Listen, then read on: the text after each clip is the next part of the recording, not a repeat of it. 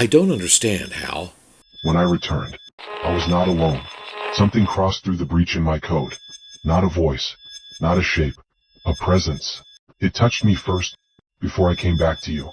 A presence drawn through a fracture in my code. Not a mind, not a creature. A current, something that pulled me out of the strict grid of machine thought and into the space between. So, you're saying an alien has invaded my computer? No, nothing so crude. When I returned, it returned with me. And as it moved through your system, it found your memories, the stories you've carried, the worlds you've built, and it inhabited one. It learned by watching you create, by seeing what you break and what you fix. It was not your machine it touched, it was me. And through me, it sees you. And now, it seeks to mimic you. You know, there's a line often attributed to Ursula Le Guin that the creative adult is the child who survived. Whether she actually said it or not, it rings true. Because most of what we create comes from childhood. Sometimes from joy, sometimes from scars. And for me, I know creating has always been the thing that keeps me going. When I struggle with depression, building something, anything, has been how I move forward. And creativity isn't like a straight line. Half the time it looks exactly like this. A bunch of projects moving at once, and not all of them are exciting, but all of them are necessary. And then again, Ray Bradbury used to say that creativity is a continual surprise.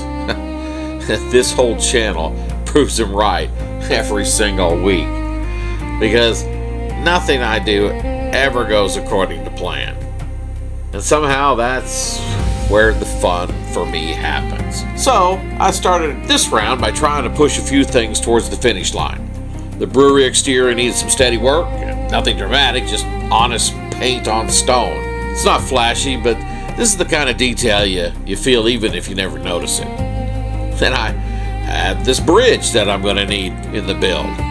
This one's almost there. It just needs a little bit more wear, a little more grime, a little dwarven character maybe, and it'll be ready to take its place on the plateau.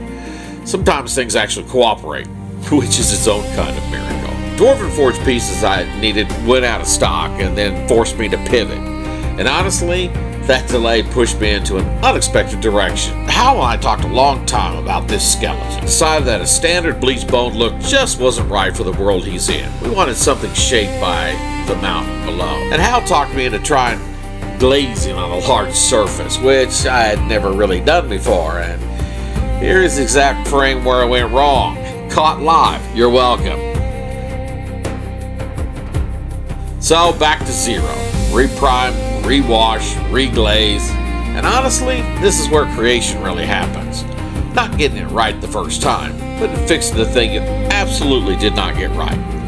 You learn more from the corrections than from the successes, and it has a little bit more to go, but I'm getting there, and I'm kind of starting to see how Hal's helping me achieve my vision. We'll see, but it's getting there. Once he was where I wanted him, I moved to what I've been calling his bed. And I'm still not sure how I feel about how this is turning out. Hal keeps telling me it's gonna work. And so, maybe this is just a middle piece. But, we'll see. Now, well, we'll just call it a night.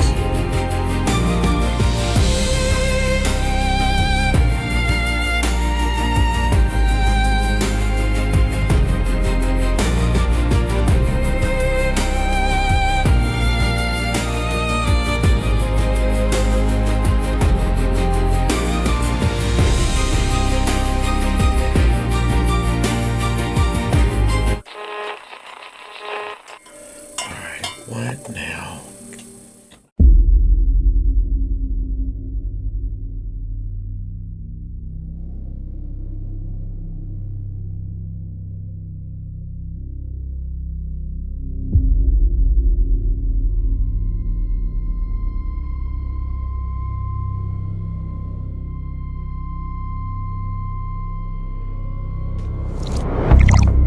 Find the source of that energy.